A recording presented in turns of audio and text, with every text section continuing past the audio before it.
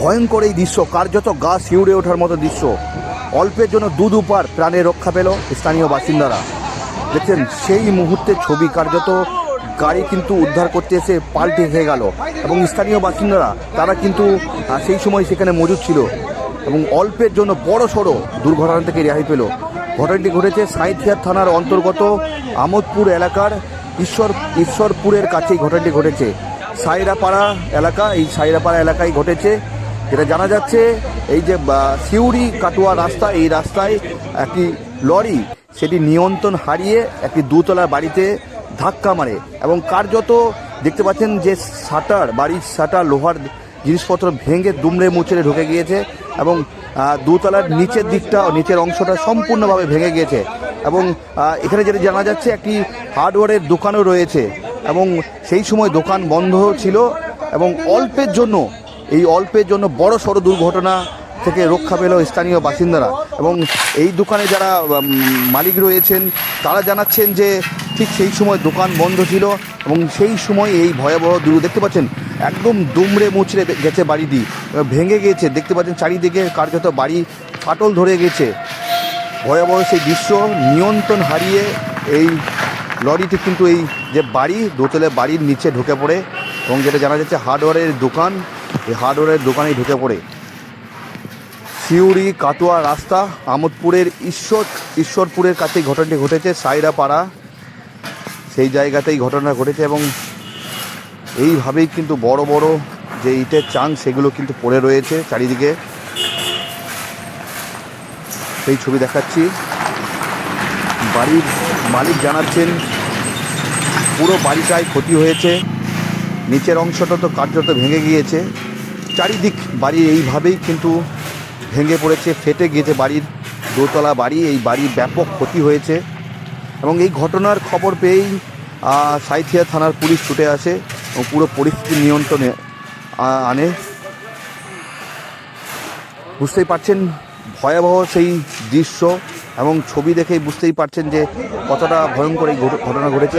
এবং তারপরই কার্যত এই যে উদ্ধারকারী যারা গাড়ি রয়েছে বা দল রয়েছে তারা আসে এবং সেই সময় এই যে ঘাতক লরিটাকে উদ্ধার করার জন্য সেখানে আসে এবং তারপরে কার্যত এই যে গাড়ি রয়েছে সেটি কিন্তু পাল্টে খেয়ে যায় এবং সেই সময় কিন্তু আশেপাশে প্রচুর লোক মজুদ ছিল, তারা পুরো বিষয়টা দেখছিলেন এবং সেই সময়ই আবারও একটি দুর্ঘটনা ঘটে যায় এবং সেখানে পাল্টে খায় গাড়িটি। অল্পের জন্য আবারও কিন্তু এই দুর্ঘটনা থেকে রক্ষা পায় স্থানীয় বাসিন্দারা। দেখতে পাচ্ছেন সেই মুহূর্তে যে মুহূর্তে এই ঘটনাটি ঘটে সেই মুহূর্তে ছবি এই মুহূর্তে দেখাচ্ছি আমরা বোলপুর নিউজে সরাসরি। ঠিক পিছনে যে গাড়িটি দেখতে পাচ্ছেন সেই মুহূর্তে প্রচুর মানুষ সেই সময় কিন্তু তারা কিন্তু জমায়েত হয়েছিল, সেই সময় পাল্টে খেলো এবং যেটা জানা যাচ্ছে বিশেষ করে কাউরি বড় সড়ো কোনো ক্ষতি হয়নি। তো অল্পের জন্য আরও বড় দুর্ঘটনা থেকে রেহাই পেল। যারা পথচারী ছিল তারা দেখছিলেন পুরো বিষয়টা, সেই সময় এই দুর্ঘটনা ঘটেছে এবং এই ঘটনার পর কার্যত এলাকা জুড়ে কিন্তু চাঞ্চল্য শুরু হয় ব্যাপক। এরপর পুলিশ এসে পুরো পরিস্থিতি নিয়ন্ত্রণে আনে এবং স্থানীয় বাসিন্দা যারা ছিলেন তাদেরকে এই ঘটনাস্থল থেকে অনেকটা দূরে সরিয়ে দেয়। সিউড়ি কাটোয়া রাস্তা আমোদপুরের ঈশ্বরপুরের কাছে ঘটনাটি ঘটেছে, সাইরাপাড়া। লরি নিয়ন্ত্রণ হারিয়ে দোতলা বাড়ির নিচে ধাক্কা মারে এবং নিচের তলাটা সম্পূর্ণ ভেঙে যায়। যেটা জানা যাচ্ছে একটা হার্ডওয়্যারের দোকান, সেটা সম্পূর্ণভাবে ক্ষতি হয়েছে। পাশে যে লোহার শাটার ছিল সেটাও কিন্তু ভেঙে যায়।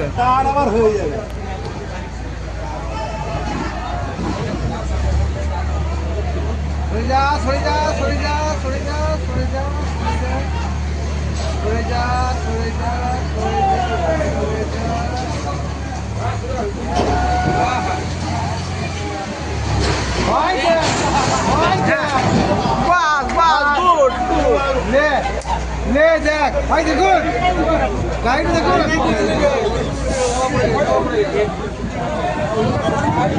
চাপা পড়ে গেছে, কিছু চাপা পড়ে গেছে। এ যা বই যা বই